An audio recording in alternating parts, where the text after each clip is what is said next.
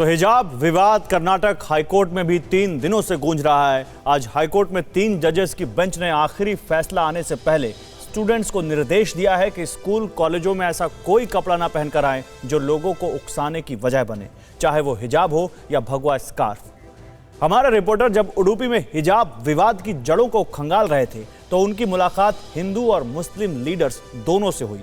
सबके पास अपनी अपनी थ्योरी है, दोनों पक्ष आपको जरूर सुनने चाहिए।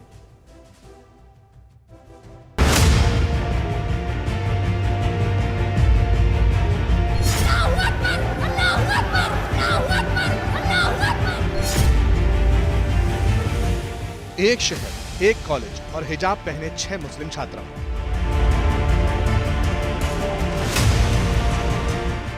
हिजाब विवाद की शुरुआत इन्हीं से हुई थी।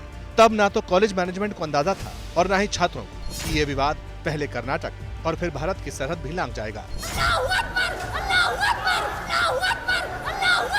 हम हिजाब विवाद की प्रयोगशाला से हर वो केमिकल तलाश रहे थे जिन्होंने इस विवाद को भड़काया।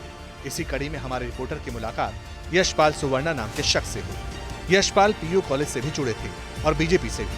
हमने यशपाल से ही समझना चाहा कि आखिर ये पूरा विवाद है क्या। विवाद कुछ नहीं है, वो 6 लोग स्टूडेंट वो स्कूल का यूनिफॉर्म का रूल्स का वायलेशन करके वो इश्यू ने उन्हें क्रिएट किया। कॉलेज के तरफ से कॉलेज का शिस्त का दृष्टि में एक रूल्स एंड रेगुलेशन फ्रेम किया।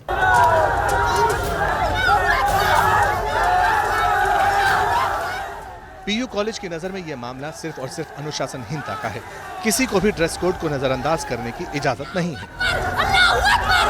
इतना ही नहीं, यशपाल सुवर्णा का मानना है कि हिजाब कांड का मुस्कान एपिसोड भी पूरी तरह प्रायोजित है।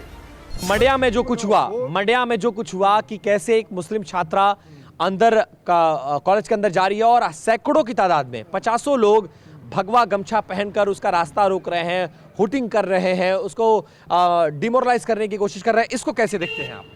टोटली वो क्रिएटेड है। किसने क्रिएट किया? वो एंटी सोशल एक्टिविटी ऑर्गेनाइजेशन है ना, उन्हें क्रिएट किया। उसके बाद उसका घर जाके उसका फैमिली को 5 लाख का चेक दिया। मुस्लिम समुदाय में बहुत पुअर लोग हैं। जिस दौरान हमारे संवाददाता हिजाब कांड की लेबोरेटरी से साजिश और सत्य की मिस्ट्री को डिकोड कर रहे थे, उस वक्त कर्नाटक हाईकोर्ट में हिजाब विवाद को लेकर तीसरे दिन सुनवाई हो रही थी। हाईकोर्ट ने इस मामले में फाइनल फैसला आने तक स्कूल कॉलेज में धार्मिक कपड़े पहनने पर रोक लगा दी। हाईकोर्ट के अंतरिम फैसले के बाद हमने कैंपस फ्रंट ऑफ इंडिया के कर्नाटक के प्रदेश अध्यक्ष अताउल्ला कुजानाकाट से बात की। अताउल्ला ने कहा कि वो कोर्ट के फैसले से खुश नहीं है। ये जो फैसला आया क्या, ये उतना हम लोगों के फेवर नहीं है। ये कोर्ट का ये फैसला के बाद में इंशाल्लाह हम लोग आगे बढ़ेंगे इंशाल्लाह। अच्छा, अगर सोमवार को भी यही फैसला रहा, अगर मंडे को ये फैसला चेंज नहीं हुआ, तो क्या आप लोग इस फैसले को लेकर सुप्रीम कोर्ट में जाएंगे? Definitely we should go to Supreme Court. जिस तरह विज्ञान की प्रयोगशाला में अम्ल और क्षार यानी एसिड और बेस होते हैं, उसी तरह हिजाब कांड की लैब में भी 2 पक्ष हैं। एक पक्ष हिजाब पहनने को छात्राओं का संवैधानिक अधिकार बता रहा था, तो दूसरा पक्ष संविधान का उल्लंघन। एसडीपी का विन हुआ, ये उसके पीछे पहले से 4-5 महीने के पहले ही इसका तैयारी हुआ है। ये हिजाब के लिए लड़ नहीं रहे हैं, इसका पीछे बहुत बड़ा घोटाला है।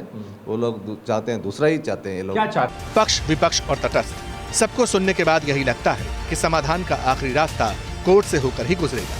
हिजाब विवाद में अब अगली सुनवाई सोमवार 14 फरवरी को दोपहर 2:30 बजे होगी। उडुपी से TV9 भारतवर्ष के लिए विपिन चौबे की रिपोर्ट। अड़ी सोमवार से शुक्रवार शाम 6 बजे सिर्फ TV9 भारतवर्ष पर।